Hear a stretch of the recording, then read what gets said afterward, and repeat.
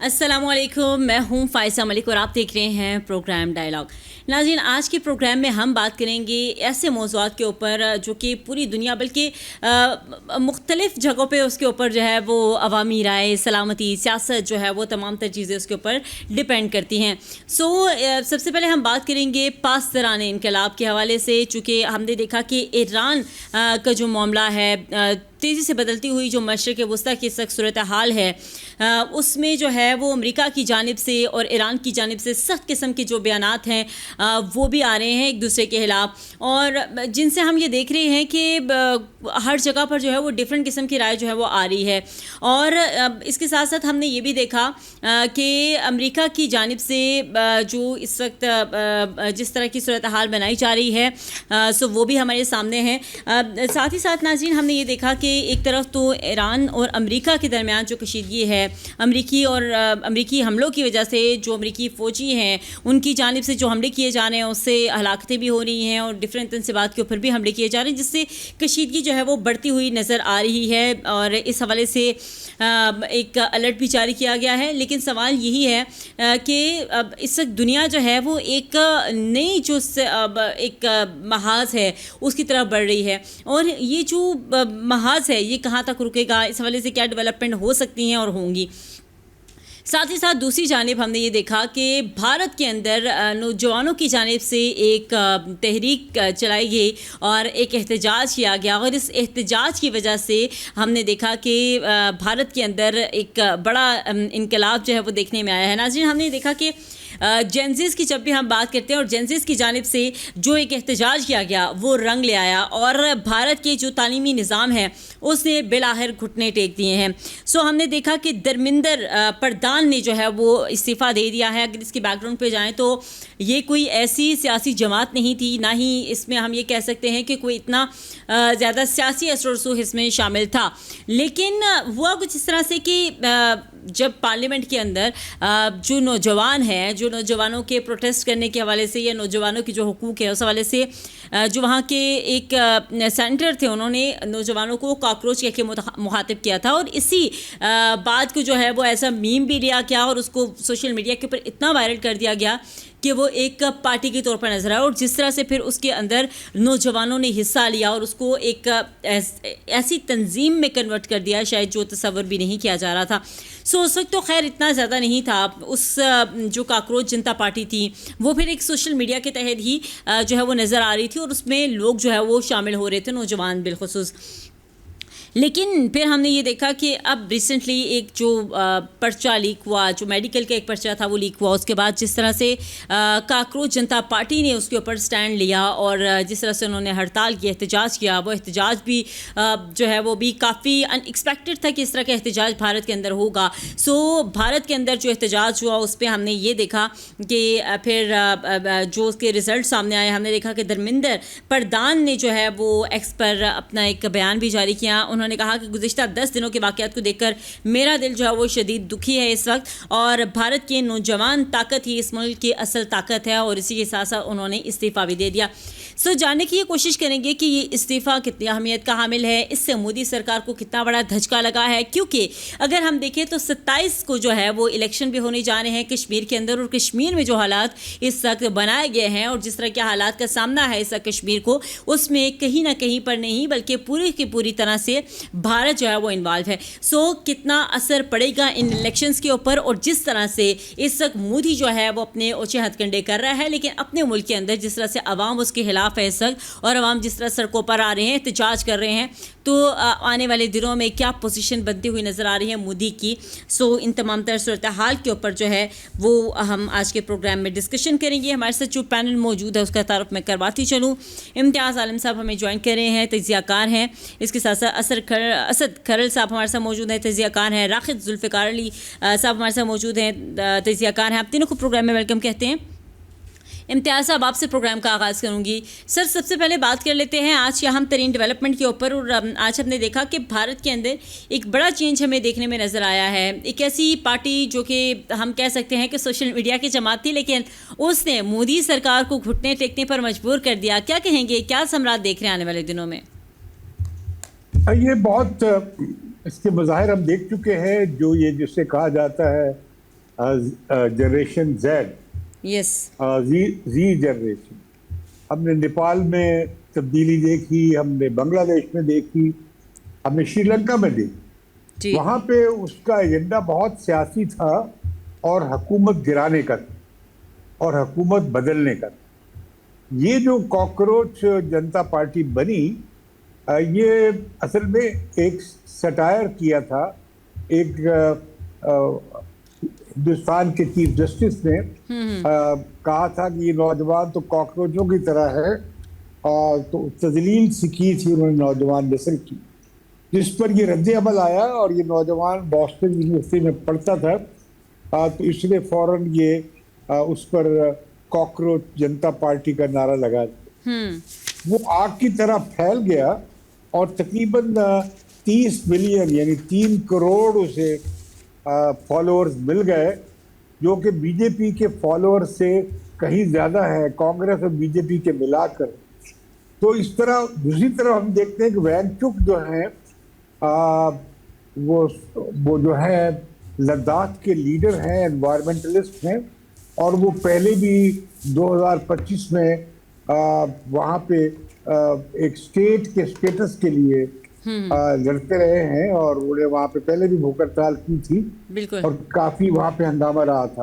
उन्होंने 25 दिन की भूख हड़ताल की तालिब इल्मों के इस मुतालबे पे कि जो वहाँ पे जो एग्जामिनेशन सिस्टम है, उसमें तमाम तो 22 लाख बच्चा उस इम्तहान में अपीयर हुआ। ये जून ही की बात है। तो वो बाद में पता लगा कि जी पेपर लीक हो गया। बिल्कुल। जिससे क्या हुआ कि 20 बच्चों ने खुदकुशी कर ली। और ये कोई पहली बार वाकया नहीं हुआ था। इम्तहानी पर्चे तो हमारे यहाँ भी फाश होते रहते हैं, बल्कि परमानेंटली फाश होते रहते हैं। तो वहाँ पे बड़ा कंपटीशन है बच्चों में। तो वो उसमें कुछ बच्चों ने मायूस होकर खुदकुशी की, जिससे काफी ज्यादा हिंदुस्तान में ये फिजा बनी। खास तौर पर नौजवान नस्ल जो बेरोजगारी का शिकार है, जिनके लिए कैरियर की जो राहें हैं मसदूद है। तो लिहाजा इस पे हम देखते हैं कि जो ही ये कॉल दी गई तो एक बड़ा खुदरौ किस्म का रिस्पांस आया, और वहाँ पे दसियों हजार नौजवान पहुंचना शुरू हो गए। और ये बच्चे भूख हड़ताल भी, कॉकरोच पार्टी वाले हैं, ये भी भूख हड़ताल पे बैठ गए। फिर यहाँ से वैंगचुक जो के लीडर थे, जो बैठे हुए थे हड़ताल भूख हड़ताल पे, उन्हें वहाँ से जबरदस्ती ले जाया गया। उनकी भूख हड़ताल फिर उन्हें तोड़ दी। लेकिन ये आंदोलन जो था ये जारी रहा। इनके बड़े मुतालबे ये थे कि प्रधान जो वजीर तालीम है, वो उनका इस्तीफा चाहिए। इनका मुतालबा था कि जो इन पर तशद्दुद किया गया है और जो FIR काटी गई है वो वापस ली जाए, और जिन्होंने तशद्दुद किया है उनकी गोशमाली की जाए। तो तीसरा मुतालबा उनका ये था कि जो बच्चे मर गए खुदकुशी की, उनकी फैमिलीज को 1-1 करोड़ रुपए दिया जाए। इन्होंने कुछ 5 नुकाती एक एजेंडा भी दिया है तालीमी रिफॉर्म्स का। इस पार्टी ने, इस महाज ने या नौजवानों का ये उबाल था। ये कोई पार्टी नहीं है, ये एक तरह की तहरीक है और नौजवानों का गुस्सा है। और ख़ास तौर पर इसमें जो बात नज़र आई, इन पर बड़े इल्ज़ाम लगाए कि ये तो खालिस्तानियों से इनका लिंक है, पाकिस्तान से लिंक है। ये वैंगचुक पे भी ISI का एजेंट होने का इल्ज़ाम लगाया गया था। पिछली बार उन्होंने इस पर अपने स्टेटहुड की मुतालबे पे भूख हड़ताल की थी। तो अभी भी उनके बारे में इस तरह की बातें की जाती रही थी। लेकिन इस तहरीक की खासियत, खूबी ये थी, इसमें हर तरह के लोग शामिल थे, नौजवान, और इनमें सियासी लोग कम थे। ज्यादातर नई नस्ल के लोग थे जिन्होंने कभी सियासत में हिस्सा नहीं लिया था, किसी एजुकेशन में हिस्सा नहीं लिया था। तो इनकी क्रेडिबिलिटी बरकरार रही। और 20 तारीख को बड़ा तशद्दुद भी हुआ, और पुलिस के तशद्दुद के बावजूद ये लोग डटे रहे, जिसकी वजह से तलखी पैदा हो गई और लगा ये कि ये आंदोलन बहुत आगे चला जाएगा। फिर हमने देखा कि हुकूमत पीछे हटने में मजबूर हुई। 3 राउंड हुए गुफ्तगू के इस पार्टी के लोगों के साथ, नौजवानों के साथ, और बिलाखिर आज हुकूमत ने इनके ये 3-4 मुतालबे मान लिए। इससे बहुत ज्यादा झटका लगा है अब बीजेपी गवर्नमेंट को। और अब आवाज ये उठ रही है कि ये जो आरएसएस का एजेंडा के तहत किताबें और सिलेबस बदले गए हैं और तालीमी निज़ाम में उनका गलबा बनाया गया है, वो खत्म किया जाए। तो ये लिहाजा ये जो लड़ाई है ये भी चलनी है, लेकिन फिलहाल तो ये जो आंदोलन था उसका मकसद पूरा हो गया इस्तीफे के बाद। हुकूमत के पास चाराकार नहीं था कि वो इनके मुतालबात नौजवानों के माने बिना उनके पास चाराकार नहीं था। तो लिहाजा वो उनके मुतालबात माने गए, तो आज वो उन्होंने कॉल ऑफ कर दी है, अपनी जो मुजाहरा है वो ख़त्म कर दिया है। लेकिन अभी ये 14 दिनों में इनकी फिर मुलाकात होनी है, 4 हफ्तों में, जो तालीमी निज़ाम की इस्लाहात के हवाले से। अब बीच में अब हम देखते हैं कि 13 महीने किसानों ने दिल्ली का घेराव किया था, बिल्कुल, और मोदी हुकूमत कस से बस नहीं हुई थी। लेकिन नौजवानों की ये जो लहर आई उसके सामने वो ज्यादा ठहर नहीं सकी। इससे जो तसव्वुर बना के आमरीत और शिकंजा बहुत सख्त कर लिया है हिंदुत्व ने, वो अब शिकंजा कमजोर हुआ है, एक बड़ा धचका लगा है। और ये पहली बार इतना बड़ा धचका लगा है अब मोदी हुकूमत को। तो मैं समझता हूँ कि इससे अपोजिशन को काफी इससे हौसला मिलेगा और दबाव बढ़ेगा। और ये जो आमराना रवैया है और कम्युनल रवैया है बीजेपी का, इसमें बड़ा मसला ये एक अहम नुकता भी ये आया कि इसमें मुसलमानों की शिरकत मुसलमानों ने एहतियातन की कि नजर ना आए कि मुसलमानों का आंदोलन है, लेकिन वो इन्हें नौजवानों को खाना पहुंचाते रहे और सिर्फ भाई जो थे उन्होंने इनकी हिफाजत की अपनी कृपानों से। तो बड़ा इंटरेस्टिंग था, एक कम्युनल यूनिटी नजर आई। भाजपा की जो एंटी मुस्लिम और कम्युनल सियासत है उसके मुकाबले में लोगों ने इजहार किया कि वो ये जो मजहबी तकसीम है और फिरकावारियत है और नफरत अंगेजी है अक़लियतों के खिलाफ, खासकर उन मुसलमानों के खिलाफ, ठीक है, उसे कबूल। ठीक है जुल्फ़िकार साहब, राहत जुल्फ़िकार साहब, आपकी तरफ पे आऊँगी और आपसे भी मैं यही जानना चाहूँगी कि इस वक्त जो सूरत हाल है उसको आप कैसे डिफरेंट देख रहे हैं इससे पहले होने वाली सूरत हाल से? देखिए, इम्तियाज़ आलम साहब हमारे गुरु हैं, उन्होंने बड़ी खूबसूरती से उसका अहाता किया और एंड के ऊपर अपना तज़किया भी दिया। मैं ये समझता हूँ कि ज़हनी और दिमागी तौर पे वो पाकिस्तान के अंदर सियासतदान हो, इंडिया के अंदर सियासतदान हो, वो जो ज़हनी तौर पे 90 और 88 की दहाई में ज़िंदा हैं, वो 2026 के अंदर जीने वाली इस जेनजी का मुकाबला नहीं कर सकते। जितनी जल्दी हो सके उन लोगों को माजी से निकल के हाल में आना होगा। मैं फ्यूचर की बात नहीं करता क्योंकि फ्यूचर में जाने की कैपेसिटी नहीं है लोगों में। बिल्कुल, जितनी लीडरशिप है पाकिस्तान की हो या इंडिया की हो, ये फ्यूचर पॉलिटिक्स नहीं कर सकते। लेकिन ये माजी से निकल के अगर हाल में भी आ गए तो तब भी इसको नई नस्ल एक्सेप्ट कर सकती है। मुसीबत ये है बिल्कुल कि इंडिया के अंदर पाकिस्तान की तरह वहां भी एक स्टेटस को है, वहां भी एक्सपायरी डेट किस्म के सियासतदान है, वहां भी एक जबर और जुल्म की बुनियाद के ऊपर, इंतहाब सदी की बुनियाद के ऊपर मोदी वहां पे जबरदस्ती इक्तदार में रहना चाहता है।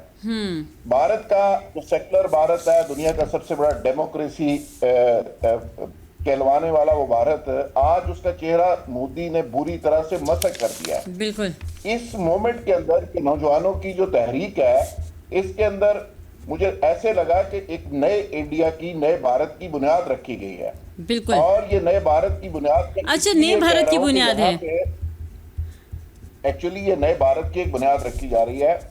और ये नौजवान नस्ल ने साबित कर दिया है कि वो बांग्लादेश की तरह, नेपाल की तरह और दुनिया के दीगर बहुत सारे ममालिक की तरह इंडियन जो नौजवान है उसके अंदर ये स्पार्क मौजूद है, उसके अंदर ये पोटेंशियल मौजूद है और वो हालात को किसी भी वक्त तब्दील करने की ताकत रखता है। देखें, ये भारत के अंदर ही है, ये वाली जो विल पावर है ये सिर्फ भारत के अंदर मौजूद है कि वो किसी भी टाइम पे चेंजेस ला सकते हैं।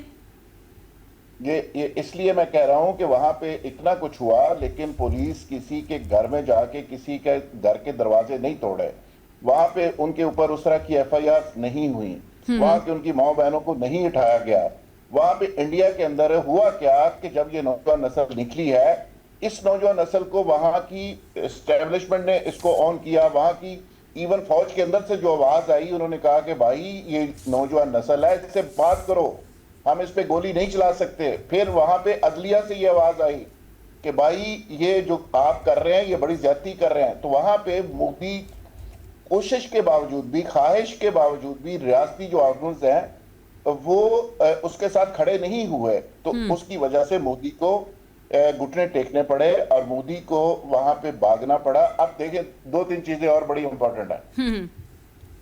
इंडिया के अंदर आप थोड़ी रिसर्च करें तो आपको नजर आएगा, वहां पे जो सबसे बुरी तरीन एक परफॉर्मेंस है एजुकेशन के हवाले से, एक दो उनकी स्टेट्स हैं, बिहार और आंध्र प्रदेश, वहां पे 74% है शरह खानगी। और वहां पे जो ऐसी स्टेट्स भी मौजूद है 98% शरह खानगी है। वहां पे एजुकेशन इस लेवल की है, बच्चों को देखे तो सही, जो बच्चे लीड कर रहे थे, जो इंग्लिश में टॉक कर रहे थे, जिसमें सिख थे, मुसलमान थे, हिंदू थे, उसमें कोई तफरीक ही नहीं थी।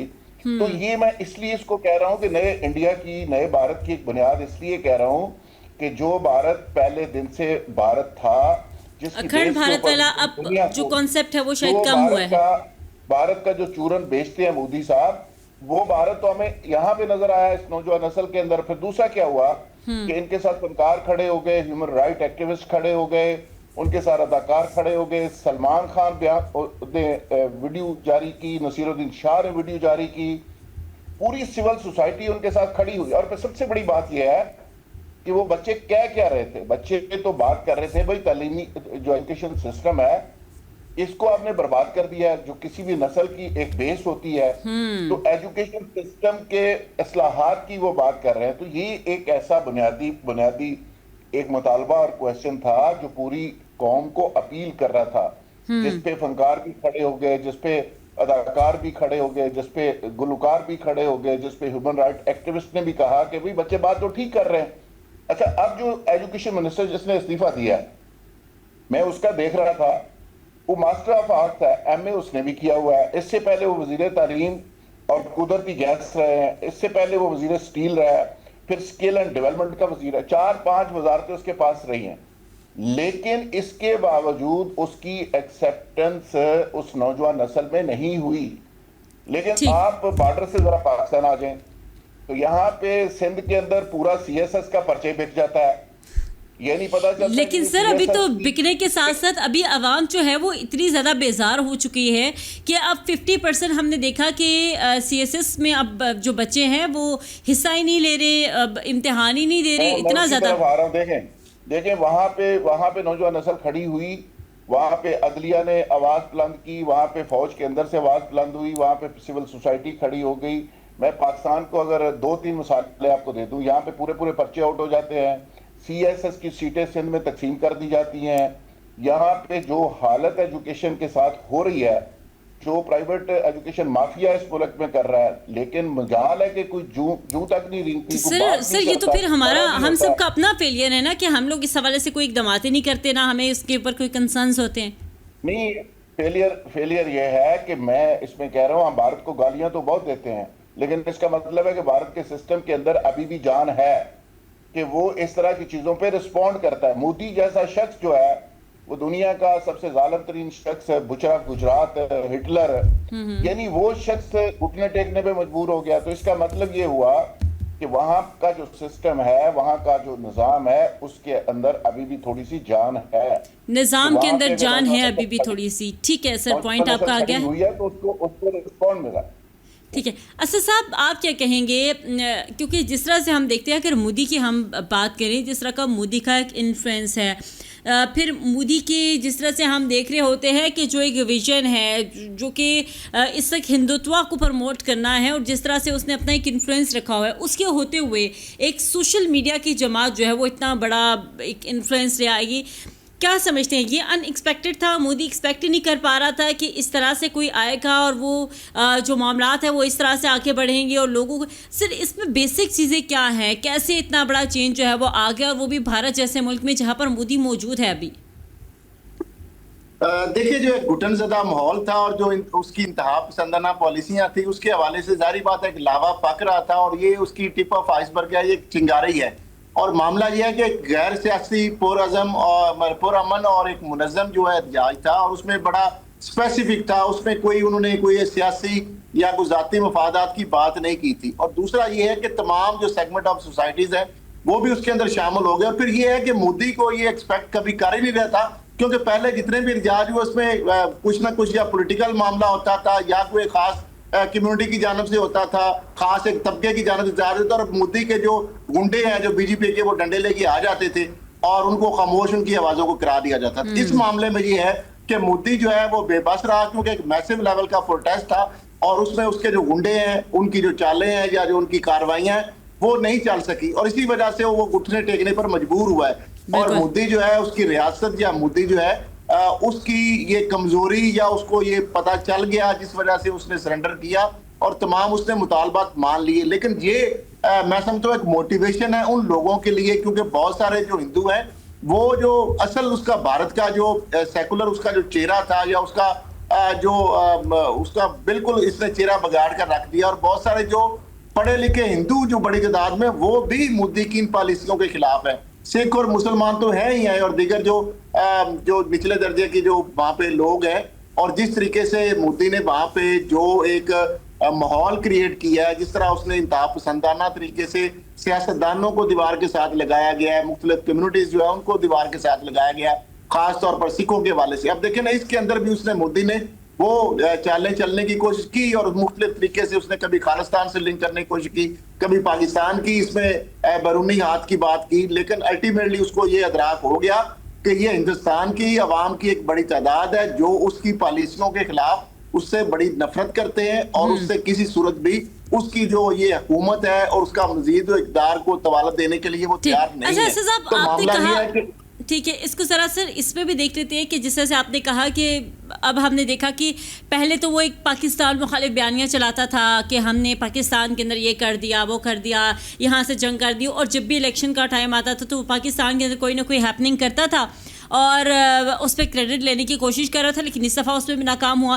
फिर जो यहाँ अंदरूनी तौर पर जो अभी एक इन्फ्लुएंस पैदा हुआ और जिस तरह से धचका एक लगा है, क्या समझ रहे हैं कि भारत के अंदर अब वाकई चेंज आ रहा है? जिस तरह से अभी सर ने भी कहा था, इम्तियाज़ साहब ने कि और जुल्फ़िकार साहब ने भी यही पॉइंट फ्रेज किया था कि अब शायद एक नए भारत की शुरुआत हो चुकी है, हम नए भारत जो है उसकी तरफ कदम बढ़ा रहे हैं। सो क्या समझते हैं कि वाकई अब मोदी जो है वो जाने का उनका टाइम करीब आ रहा है, जो सूरत हाल अब बनती जा रही है? जी बिल्कुल, मैं समझता हूँ कि ये जिस तरह हमने बताया कि टिप ऑफ आइसबर्ग है और हुकूमत मोदी की कमजोर हो रही है और ये जो एक बड़ा एक मैसिव लेवल का एक प्रोटेस्ट है और उन्हें अपने मुतालबात जो मनवा लिए, रेट कमजोर हुई है मोदी की हुकूमत की, उसको सरेंडर करना पड़ा है। और ये वो चीज है जिससे अब मोदी ने अपने तौर पर शायद वो समझ रहा है कि उसने वक्ती तौर पर इस चीज को रोक लिया है या वो खत्म हो गई है। लेकिन मामला ये तहरीक अब दबेगी नहीं, क्योंकि लोगों को एक मोटिवेशन मिली है और उनको ये पता चल गया, अब उनको ये अदराक हो गया इस बात का कि मैसिव लेवल पे जब तक एहतजाज नहीं होगा, मोदी जो है सरकार ये किसी सूरत में टस से मस नहीं होने वाली।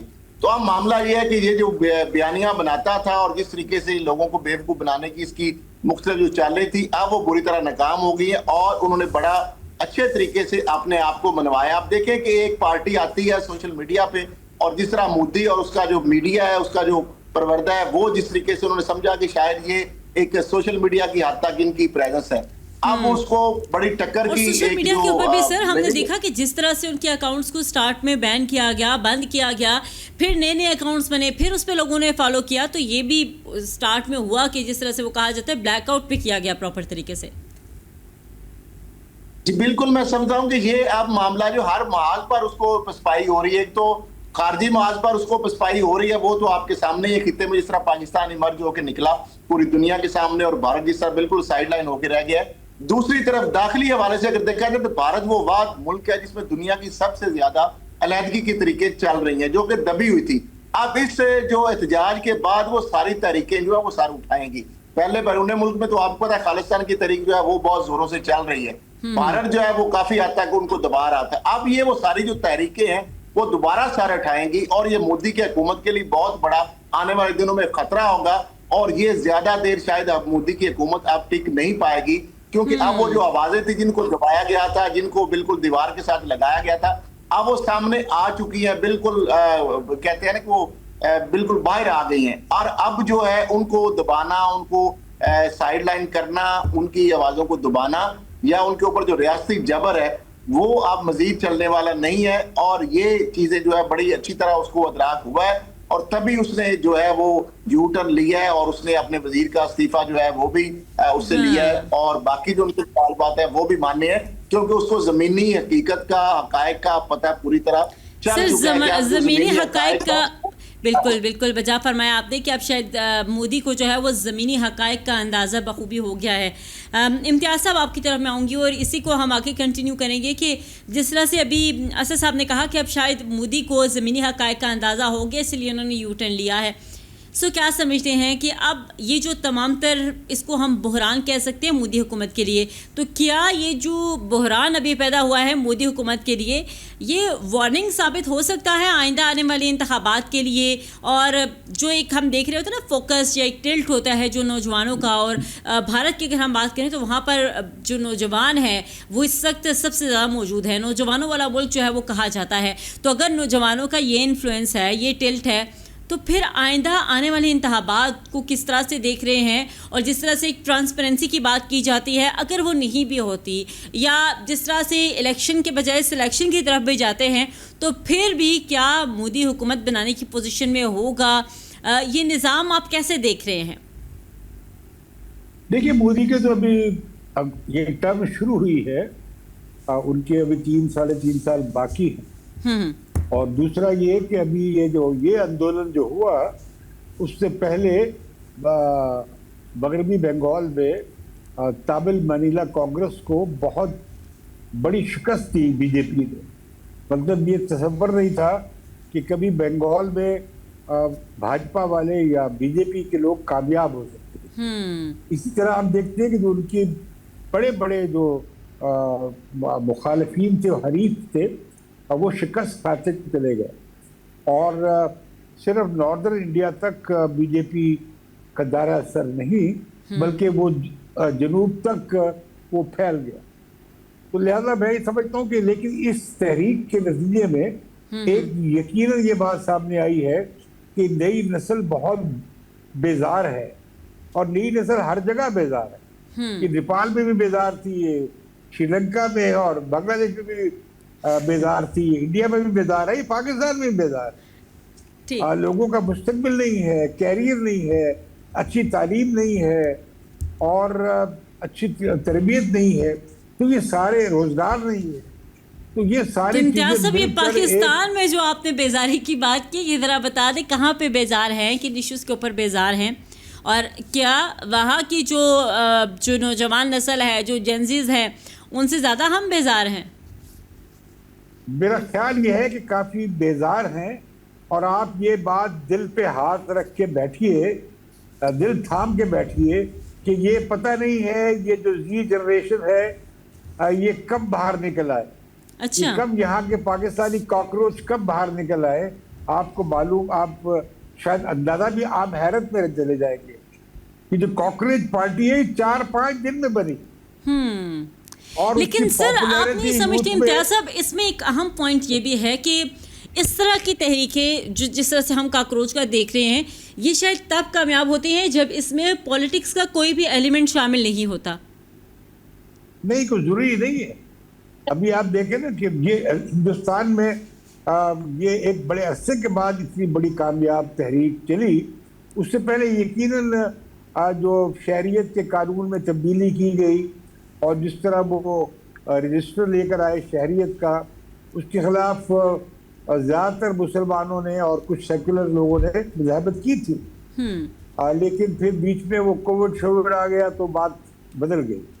लेकिन मोदी जिस तरीके से मुस्तहकम हो गए थे और अपोजिशन की हालत खराब थी, तो इस तहरीक ने संघासन को तो हिलाया है। और लेकिन अभी मोदी के जाने का इम्कान नहीं है। ठीक। और दूसरी बात यह है कि ये मूवमेंट अभी गैर सियासी थी, इसका बड़ा सियासी एजेंडा नहीं था।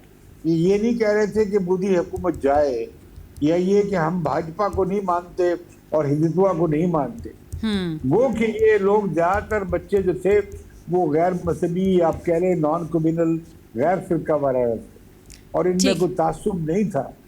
अब तो मैं समझता हूँ कि ये हिंदुस्तान में हमने ये देखा है कि ये जो लहर आई है इससे एक नई तरह की सियासत सामने आएगी। इससे जो पुरानी पार्टियां जो हैं, जो टामक टोलियां मार रही थी, हवा में तीर चला रही थी, उन्हें भी ये समझ आएगी कि नई नस्ल बतौर एक फैक्टर के, सियासत में बड़े फैक्टर के अब ये लोग सामने आए।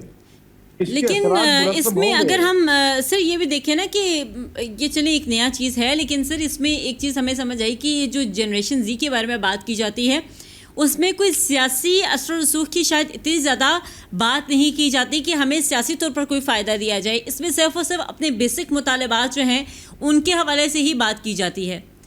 इसको जो लिंक किया जा रहा है आजकल हम देख रहे हैं सोशल मीडिया के ऊपर कि अगर हम पाकिस्तान की बात करें तो यहाँ पर जिस तरह से लिंक कर दिया जाता है मुख्तलिफ जमातों के साथ, तो इसको किस तरह से देख रहे हैं कि ये फिर गलत है और हम एक गलत डायरेक्शन की तरफ जा रहे हैं, पॉजिटिविटी की बजाय नेगेटिव चीज़ों को देख रहे हैं ना?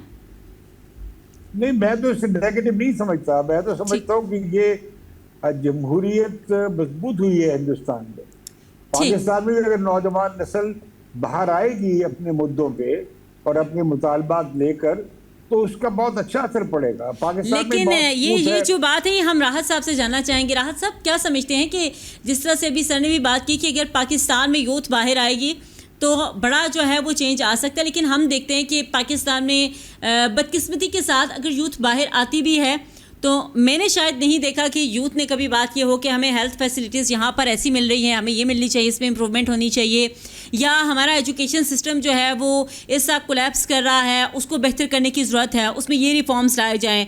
हमारे जो यूथ है, जो हमारी जेनजी है, वो जब भी निकलती है तो वो सियासी जमात के हवाले से ही बात करती है और उनको बस शख्सियत परस्ती के ऊपर लगा दिया गया है। ये कितना गलत है सर? इस चीज़ को हमें कैसे ठीक करने की ज़रूरत है?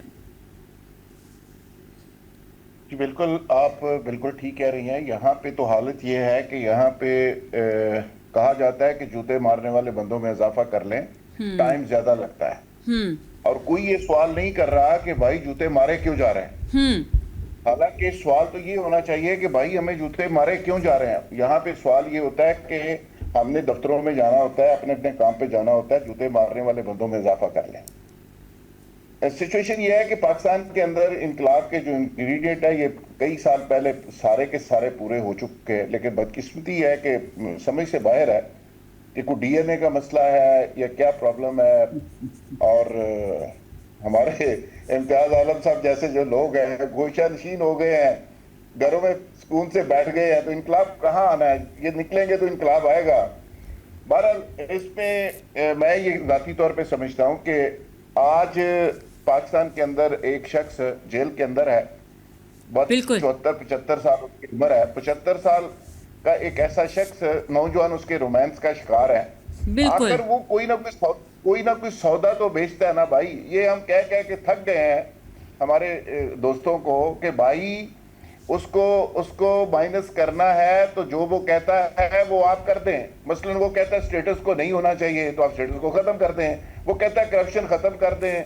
वो कहता है कि नौजवानों को उसके राइट्स दे दें। वो कहता है कि आप दो नहीं एक पाकिस्तान। आप मुझे बताएं कि पाकिस्तान के अंदर आप स्टेटस को भी चलाएं, आप पाकिस्तान के अंदर करप्शन की इंतहा कर दें, गवर्नेंस नाम की कोई चीज ना हो, तो इसके बाद आप कहें कि भाई ये सारी चीजें भी ठीक हो जाए, तो हार्ड स्टेट या डंडे से चीजें ज्यादा देर तक नहीं चला करती। इम्तियाज आलम साहब जिस तरफ इशारा कर रहे हैं, अगर कोई समझ सकता है तो वो समझ ले, ये लावा किसी वक्त भी फट सकता है। बिल्कुल एंड के ऊपर मामला पहुंचा हुआ है। लोगों के पास यकीन करें कि 2 वक्त की रोटी खाने को है नहीं। लोग खुदकुशियां कर रहे हैं, बच्चों समेत माएँ दरियाओं नहरों के अंदर कूद रही हैं। इन हालात के अंदर मुझे ये बताएं कि किस चीज़ का ये हुक्मरान हमारे किस चीज़ का जश्न मना रहे हैं, किस चीज़ के लोगों को नए नए दलासे दे रहे हैं। और मैं दोबारा ये अर्ज करूंगा कि जो भारत के अंदर हुआ है वो घुटन थी, जिस तरह बात अभी मेरे एक दोस्त कर रहे थे और उसके अंदर से वो नौजवान नस्ल निकली जो मोदी ने वहां पे सौदा बेचा इतने साल, जो जबर और जो जुल्म किया, उस नौजवान नस्ल ने उसको एक्सेप्ट करने से इनकार कर दिया। और आज भी पाकिस्तान के अंदर जो नौजवान नस्ल विटनेस कर रही है कि सारा जो कुछ हो रहा है, इस नौजवान नस्ल ने अगले 50 साल रेलेवेंट रहना है। भाई आज ये सारी की सारी जो नस्ल है इसने 50, 60, 70 साल रेलेवेंट रहना है। और आज इस नौजवान नस्ल को ना आप उसको इंटरनेट दे रहे हैं, अगर वो आईटी पे बेचारे फ्रीलांस पे कोई पैसे चार कमाना चाहते हैं उसके मौके नहीं दे रहे। पूरी दुनिया $बिलियन लगा के अपना इंटरनेट तेज करती है, $बिलियन लगा के उसको स्लो कर रहे हैं।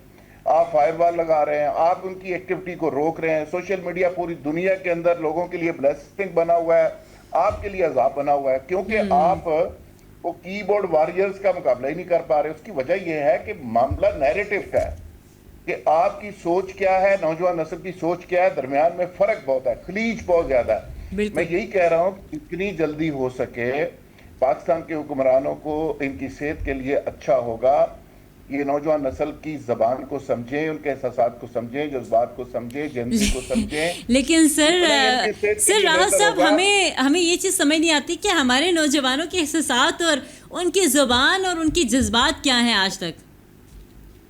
देखिए मैं समझता, जी सर, मुझसे सवाल की है।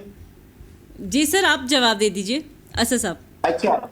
अच्छा, मैं ये कह रहा हूँ कि हमारे नौजवान क्यों नहीं निकल रहे या वो क्यों नहीं तारीख चला पा रहे, उसकी एक बड़ी वजह भी है कि हमारे जो नौजवान हैं उनको कई दहाइयों से सियासी जमातों ने उनको बहुत ज्यादा इस्तेमाल किया। उनको आपने देखा नून लीग जो है, मुस्लिम स्टूडेंट फेडरेशन हो, इस्लामी जमीयत तलबा हो या पीपल्स स्टूडेंट फेडरेशन हो, उनको बहुत ज्यादा इस्तेमाल किया गया। पॉलिटिकल सियासी जमातों ने अपने मकासद के लिए उनको इस्तेमाल किया। अब मामला ये, अभी भी आप देखिए कि हमारे जो स्टूडेंट्स हैं वो इंडिपेंडेंटली बगैर किसी सियासी एजेंडे के वो निकलने के लिए अभी उनका इस तरह का ज़हन नहीं है।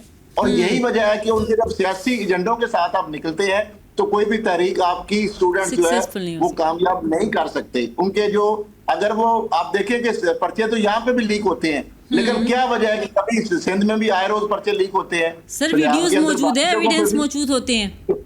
हाँ, तो उसके बावजूद क्या वजह है कि हमारे स्टूडेंट्स क्यों नहीं निकलते? सारी बात है, उसकी वजह यही है कि उनको चूंकि यूज टू रहे हैं हमेशा सियासी जमातों की कठपुतलियों के तौर पर, अलाकार के तौर पर। इंडिपेंडेंटली जब वो भी आएंगे तो यकीनी तौर पर उनके भी जब गैर सियासी मुतालबात होंगे, पुरअमन करेंगे, तो वो भी अपनी चीजें जो है मनवा सकते हैं। तो उनको भी इस तरफ जो है आना होगा। अगर वो समझते हैं कि अपने जो है हकूक के लिए अगर वो बगैर किसी सियासी एजेंडे के आएंगे तो यकीनी तौर पर रियासत जो है वो उसको हमेशा उनके मुतालबात मानने पड़ेंगे। और अब देखिए कि एजुकेशन की सूरत हाल देख लें, हमारी हेल्थ की सूरत हाल देख लें, और जिस तरह मेरिट का जो यहाँ पे इस्तेसाल होता है, बेशबहा सोशल इश्यूज हैं जो कि इस वक्त ज़ेरे बहस है। अगर उनको देखा जाए तो डेफिनेटली आपकी वही बात है कि फिर वो मुतालबात पूरी स्टेट मानेगी, उसमें किसी किस्म का कोई इबहम मौजूद नहीं होगा। और अब हम जो देख रहे हैं कि हमारे नौजवानों की जो मुतालबात है वो तो शायद किसी भी थिएटर से कम नहीं होते। इम्तियाज़ साहब, आप इसके ऊपर रोशनी डालिएगा। एक तो पाकिस्तान में अक्सर कहा जाता है कि तहरीकें होती हैं तो उनको पकड़ दकड़ शुरू कर दी जाती है, फिर चादर और चार दीवारी का तकद्दुस पामाल कर दिया जाता है और हमारे मुतालबात नहीं माने जाते, ट्रेंड्स भी चलाए जाते हैं। लेकिन सर कितना मुख्तलिफ देख रहे हैं पाकिस्तान के अंदर जेंजिस के इन्फ्लुएंस को, उनके एहतजाज को, उनके प्रोटेस्ट को, और भारत के अंदर ये जो तमाम तरह सूरत हाल बनी है इसको। देखिए, पाकिस्तान में अभी हमने कश्मीर में देखी वहाँ पे लोगों का उभार, उसे हम क्यों नहीं काउंट करते? हम बलूचिस्तान में देखते हैं, उसे हम क्यों नहीं अवामी बेजारी का इजहार समझते? इसलिए कि पंजाब में कुछ नहीं हो रहा या कराची में कुछ नहीं हुआ है। लेकिन मैं आपको एक बात बताता हूँ कि जो पार्टियां हैं, जो हुक्मरान जमातें हैं, वो मुस्लिम, लेकिन सर माजर चाहूंगी कि आपने कहा कि कश्मीर के अंदर हो रहे हैं या बलूचिस्तान के अंदर जो प्रोटेस्ट हो रहे हैं वो शायद अपने हकूक से ज़्यादा जो इदारों के ऊपर कीचड़ उछालने के लिए ज़्यादा होते हैं। शायद आप इसके ऊपर बेहतरीन रोशनी डाल सकते हैं सर। देखिए, मुझे ये बात अलहदा है कि उनका रुख किधर है। मैं कह रहा हूँ कि हमने देखा कि कितनी बड़ी धरना चला कश्मीर में और हमने उनकी आवाज़ सुनने के बजाय उन्हें दबाया। हम उन्हें एक म्यूनसिपल इख्तियार की हुकूमत भी देने के लिए, मकामी हुकूमत देने के तैयार भी नहीं। वैसे हमने हक खुद इरादियत का झंडा उठाया हुआ है। हमें बड़ा एतराज है और जायज एतराज है कि हिंदुस्तान ने जो स्पेशल स्टेटस था आज़ाद जम्मू और कश्मीर का, वो बदल दिया और उससे यूनियन टेरिटरी बना दिया और उसके खिलाफ कश्मीर में, उस तरफ हिंदुस्तान वाले कश्मीर में एहतजाज हुआ और लोग अभी तक उसका अपना मुतालबा कर रहे हैं कि उनकी ख़ुसूसी हैसियत बहाल की जाए। यहाँ पे जो कश्मीरियों की जो बात है वो हमने सुनी है। मुझे नहीं लगता कि कोई हुक्मरानों की रवैये में और किरदार में कोई फ़र्क है जहाँ तक कश्मीरियों का मामला है। लेकिन मैं ये बताना ही चाह रहा हूँ कि मैंने बताया आपको ये कि ये हम इस बात को जो पंजाब में कुछ नहीं हो रहा तो हम समझते हैं कि बाकी जगह जो होता है उससे कोई फ़र्क पड़ने वाला नहीं। हालांकि मैंने बहुत ज़्यादा बेजारी देखी है खैबर पख्तूनख्वा में, नौजवानों में मैंने बड़ी बेजारी देखी है, बलूचिस्तान में मैंने बड़ी बेजारी सर बेजारी तो है, लेकिन उस बेजारी का इजहार हम ये जानना चाह रहे हैं क्या वो इसी तरह से करते हैं जैसे भारत में किया गया है? गैर सियासी। मुझे ना भारत में किसी को पता था ना दुनिया में किसी को पता था कि ये कॉकरोच निकल आएंगे। जहां भी कॉकरोच निकलेंगे, ये जो हशरातुल अर्ज़ जिन्हें कहा जाता है, ये भी निकलेंगे, लेकिन कब निकलेंगे इसकी कोई इजाद, ऐसा रडार नहीं हुआ, ना ही कोई ऐसा सियासी फॉर्मूला है, ना ही ऐसे कोई थ्योरी है जिसकी मदद से आप ये बता सके ये कब निकलेंगे। ये निकलेंगे। और आप देखिए पाकिस्तान में आधी आबादी जो है वो खत्ते गुर्बत से नीचे रह रही, 40% बच्चे जो हैं वो स्टंटेड है। आपके 2.5 करोड़ से ज्यादा बच्चे स्कूलों से बाहर हैं और जो बच्चे पढ़ते भी हैं आप देखें कि उनकी क्या, यहाँ तक के डॉक्टर्स बेरोजगार। बिल्कुल बजा फरमाया आपने सर। तो लिहाजा मैं समझता हूँ कि ये जो हम बैठे हैं ये मसला ये है कि हिंदुस्तान में हमने देखा कि गोदी मीडिया ने इस तहरीक को बड़ा छुपाने की कोशिश की और बड़ा लगे रहे, लेकिन फाइनली क्या हुआ कि हिंदुस्तान का गोदी मीडिया शर्मिंदा हो गया और मजबूर हो गया कि इसे रिपोर्ट करे। पाकिस्तान में भी गोदी मीडिया है और बल्कि ऐसा मीडिया है कि आज तक हमने मीडिया की हालत कभी जिंदगी में अपनी 50 साल सहाफत की जिंदगी में ये हालत नहीं देखी तो आज पाकिस्तान में सहाफत की और मीडिया की सूरत हाल है। तो मुझे तो मालूम नहीं है कश्मीर में क्या हो रहा है, मुझे ये भी मालूम नहीं है कि बलूचिस्तान में क्या हो रहा है, इसलिए कि खबर ही नहीं आती। लेकिन मुझे भी मालूम नहीं है। लेकिन इम्तियाज साहब आपने ये भी सूरत हाल देखी होगी कि वहाँ पर जो जवान मौजूद थे, जो वहाँ पर लोग एहतजाज कर रहे थे, जो हुल्लड़बाजी कर रहे थे, उनको रोकने के लिए मौजूद थे, तो उनके साथ क्या किस किस्म की सूरत हाल बनाई गई, किस तरह से यहाँ पर लाशें आई, तो वो भी एक साइड है जिसको हम शायद इग्नोर करते हैं। सर हम आपकी तरफ आएंगे। राहल साहब क्या समझते हैं कि इस वक्त जो हम देख रहे हैं कि प्रोटेस्ट की बात होती है कि जी प्रोटेस्ट बड़ा सक्सेसफुल हो गया, उसको बड़ा अप्रिशिएट किया जा रहा है, लेकिन सर उसके पीछे की साइड स्टोरी जो कि शायद उसको हम उस तरह से एक्सप्लेन नहीं कर पाए कि भाई वहाँ पर जो सक्सेस है उसकी बेसिक रीज़न क्या है। उन्होंने ना मोदी के ऊपर कीचड़ उछाला, ना उस जमात के ऊपर कीचड़ उछाला, और ना ये कहा कि आप लोग सीट से उतर जाएं या आप हुकूमत छोड़ दें या जो वहाँ पर सिक्योरिटी के इदारे मौजूद हैं उनके ऊपर गंद उछालें, बल्कि उन्होंने अपने बेसिक जो मुतालबात थे उनको रखा जिनको माना गया। सर इस डिफरेंस को क्या हम हाईलाइट करने में अभी तक नाकाम रहे हैं पाकिस्तान के अंदर, और जो हमारी जेंजीज है शायद उनके अंदर ये वाला इन्फ्लुएंस नहीं मौजूद कि जो सिर्फ अपने लिए अपने जो वहाँ पे राइट्स है उनके हवाले से बात कर सके, पॉलिटिक्स से बालातर होके। मैं आपकी इस बात से बिल्कुल इत्तेफाक करता हूँ। हमें तो बदकिस्मती से इख्तलाफ करना भी नहीं आता और आपको ज़िंदगी में वो मुतालबा नहीं करना चाहिए जो कभी पूरा ना हो सके। ये सियासत के भी स्टेप्स होते हैं और मैं हैरान हुआ हूँ इन बच्चों की जहानत से, इनकी ग्रूमिंग से और इनके तरीकाकार से कि उन्होंने उतनी बात की है और बड़े फोकस्ड रह के बात की है जितनी पूरी हो सकती थी। अगर मिसाल के तौर पे वो मोदी का इस्तीफा मांग लेते तो किसने देना था। हम कॉलेज का मैं प्रेसिडेंट होता था तो उस वक्त मैं भी अपने दोस्तों को कहा करता तो वो सीधा शुरू होते थे डीसी का इस्तीफा चाहिए, और मैं कहता SHO का ले लो, डीसी ने नहीं देना। ये बड़ा फोकस तरीके से उन्होंने अपने इशू के ऊपर नजर रखी। ये बात बिल्कुल आपकी दुरुस्त है। हमारे यहाँ बेजारी है, हमारे यहाँ प्रोटेस्ट हुए, बड़े प्रोटेस्ट हुए। आज भी एक पार्टी सबसे ज्यादा पॉपुलैरिटी का मुजाहरा कर रही है, लेकिन वो डिटैच लोग हैं, वो बिल्कुल उनकी सही ना ग्रूमिंग है, ना ट्रेनिंग है, ना लोग लीड सही कर रहे हैं, कुछ लोग कॉम्प्रोमाइज हैं और कुछ लोग बहुत ज्यादा फ्रस्ट्रेटेड हैं, दरमियान में चीज ही कोई नहीं। तो ये बड़ी बदकिस्मती है। मगर कश्मीर के अंदर जो अवामी एक्शन कमेटी थी, उन्होंने वहां पे जाके देख लें कि वहां पे वो बिल्कुल ही एक दूसरे साइड पे चले गए, यानी दरमियान वाली को बात ही नहीं करता। या बात करते हैं कि जी पाकिस्तान की दुश्मनी की, या फिर अदारों को सीधी गालियां, पाकिस्तान को गालियां, यानी किसी एक शख्स की दुश्मनी में आप मुल्क दुश्मनी से बहुत ही आगे निकल जाते हैं। बिल्कुल बजा फरमाया राहत साहब। इसी के साथ हम क्लोजिंग की तरफ जाएंगे। आपका जो गोल होता है, बिल्कुल बजा फरमाया राहत साहब आपने कि यहाँ पर हम अपने बेसिक राइट्स को जो है वो नज़रअंदाज करके जो सियासी इशू हैं उनके अंदर इतना ज़्यादा डीपली इन्वॉल्व हो जाते हैं कि हमें ये नहीं नज़र आता कि हम मुल्क का जो नुकसान है वो करते जा रहे हैं, हम उन इदारों का नुकसान कर रहे हैं जो इस वक्त हमारे सामने मौजूद हैं, जिनकी वजह से शायद हम जो हैं आज़ादी से घूम फिर रहे हैं और सांस ले रहे हैं। सो इन तमाम तर सूरत हाल में हम वो बेसिक चीज़ें इग्नोर कर जाते हैं शायद, जिनके बगैर रियासत कामयाब नहीं हो सकती, मजबूत नहीं हो सकती। ये समझने की अशद ज़रूरत है इस वक्त शायद पाकिस्तान के अंदर। बहुत शुक्रिया। इम्तियाज़ आलम साहब हमारे साथ मौजूद थे, असद खरल साहब हमारे साथ मौजूद थे, राहत जुल्फ़िकार साहब मौजूद थे। और नाज़रीन, इसी के साथ बिल्कुल हमने भी यही सबक सीखा कि ये जो भारत के अंदर काकरोच जनता पार्टी है, उसने एक चीज़ जो है वो बावर करवाई है कि जब आप अपने बेसिक राइट्स के लिए खड़े होते हैं बग़ैर किसी सियासी असर रुख के, बग़ैर किसी शख्सियत परस्ती के, तो डेफिनेटली आप सक्सेसफुल होते हैं और अपने मुतालबात जो है वो आपके तस्लीम हो सकते हैं और हुए भी हैं।